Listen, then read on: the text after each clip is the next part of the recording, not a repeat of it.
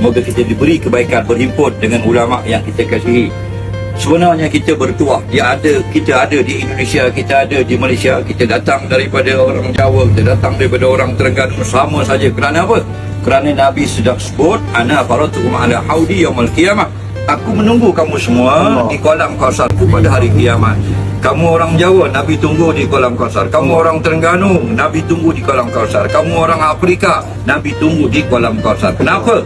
Kerana Nabi pun rindu melihat kepada umatnya. Macam mana Rasulullah akan panggil kita? Dengan sebab kita menjaga solat. Orang yang bersolat sudah tentu dia mengambil wuduk. Maka aku kenal, kata Rasulullah, akan umat aku, walau daripada negara mana, daripada zaman mana, min asaril wudu, daripada bekas. InsyaAllah di mana kita berada, kita adalah sama. Yasyudu ba'duhum ba'da, saling menguatkan satu sama lain. Tanamkan perasaan semua umat Islam adalah saudara.